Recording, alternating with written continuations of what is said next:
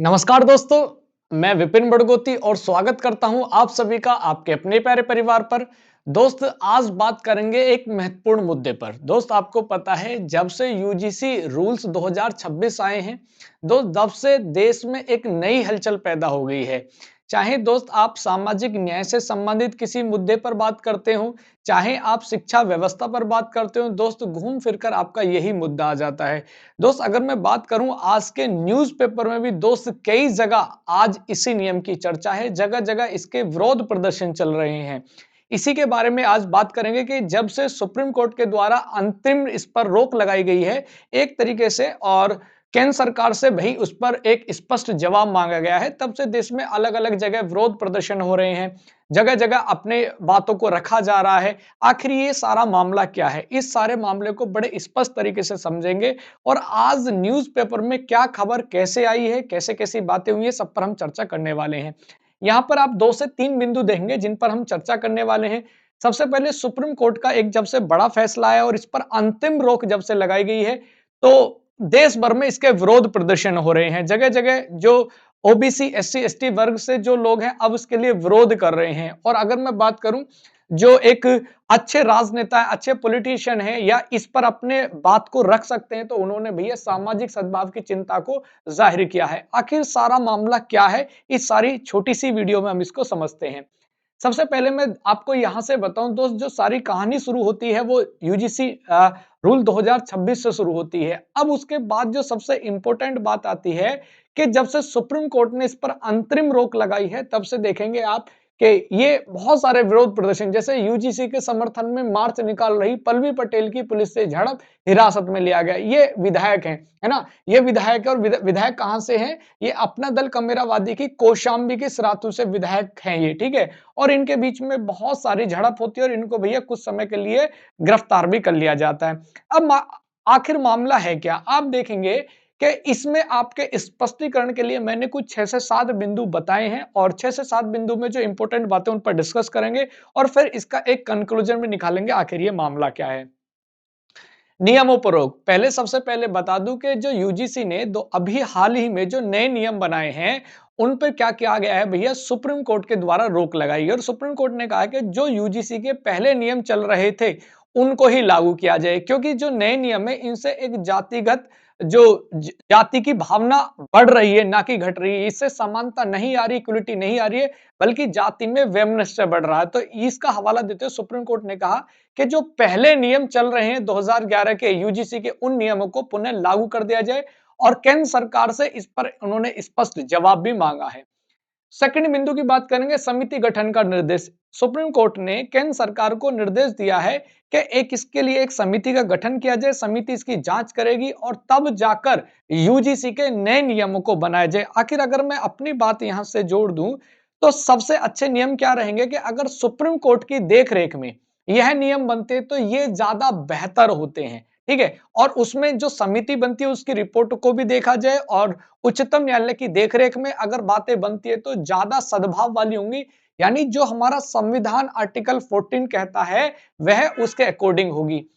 तीसरी बात करते हैं, भेदभाव की परिभाषा पर विवाद छिड़ गया है। अब सुप्रीम कोर्ट कह रहे हैं कि भाई जो एससी एसटी एक्ट है उसके आधार पर अगर हम देखें तो जातिगत भावना कब आती है कि जब किसी व्यक्ति को सार्वजनिक स्थान पर गाली गलौज किया जाता है। आपको पता है एससी एसटी अत्याचार निवारण अधिनियम 1989 में कहा गया है कि अगर किसी व्यक्ति को जातिगत भेदभाव के आधार पर सार्वजनिक स्थान पर गाली गलौज किया जाता है, तब वह मामला किसका बनता है भैया, एससी एसटी एक्ट से संबंधित बनता है। अब एससी एसटी एक्ट का भी उल्लेख क्या है? एससी एसटी एक्ट का उल्लेख आपके संविधान में दिया गया, उसी के अकॉर्डिंग भैया सजा दी जाती है। अब ऐसे बहुत सारे मामले होते हैं जो यूजीसी कह रही है कि ये भी एससी एसटी एक्ट के दायरे में आएंगे। सुप्रीम कोर्ट कह रहा है कि हर मामला एससी एसटी एक्ट के अंतर्गत नहीं आएगा। अब इन दोनों में आपस में विवाद की स्थिति बनी हुई है। आगे देश भर में विरोध आप देखेंगे, यहां खुद ये विधायक हैं, ठीक है? कहां से विधायक हैं ये आप देखेंगे, जो कौशाम्बी में सिराथू जगह है, ठीक है? वहां से खुद विधायक हैं, जो कमेरावादी वर्ग है उसके ये नेतृत्व करती हैं, यानी उनको क्या करती हैं, लीड करती हैं। सामाजिक सद्भाव की चिंता, सामाजिक सद्भाव की चिंता में अलग-अलग अपने जो राजनेता हैं, अपने-अपने जो एक्टिव पॉलिटिशियन, एक्टिविस्ट हैं, वो अपने भाई विचार दे रहे हैं। जैसे आगे मैं डिस्कस भी करूँगा। आज ही अमर उजाला के पेपर में आप देखेंगे अवधेश कुमार जी ने इस मुद्दे को उठाया, बड़े बखूबी तरीके से और बड़े अच्छे तरीके से बातों को रखा, उस पर भी एक बार हम नज़र डालेंगे।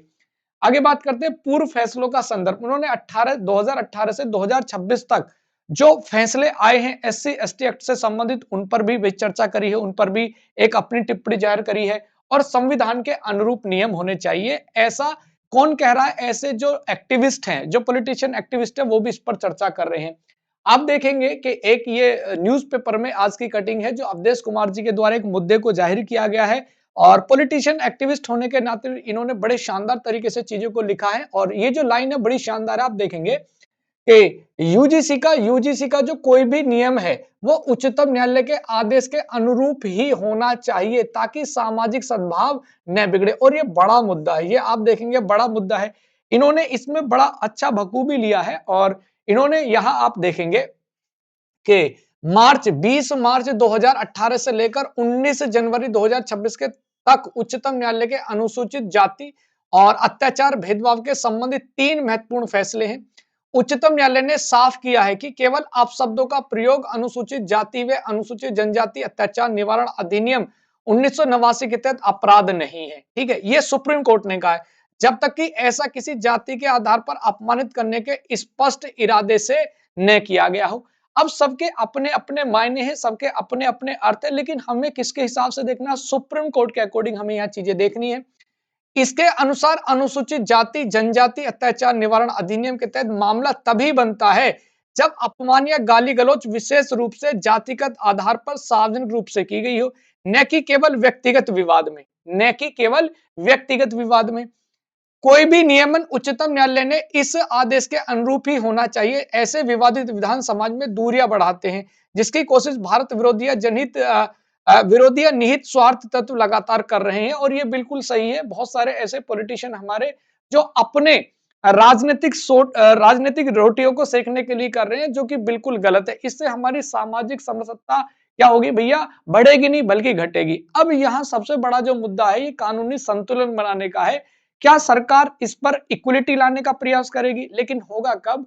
जब जो समिति का गठन केंद्र सरकार के द्वारा दिया गया, वह अपने सारी सिफारिशें बिल्कुल स्पष्ट तरीके से करे और वे सारे नियम भैया उच्चतम न्यायालय की देख-रेख में रखे जाने चाहिए। तभी हमारे देश में जो ये एक नई बहस छिड़ गई है, इस पर सभी बातों का विराम लगेगा और पुनः उन्हीं चीजों को समसत्ता के भाव से लागू किया जाएगा। आपकी क्या राय है?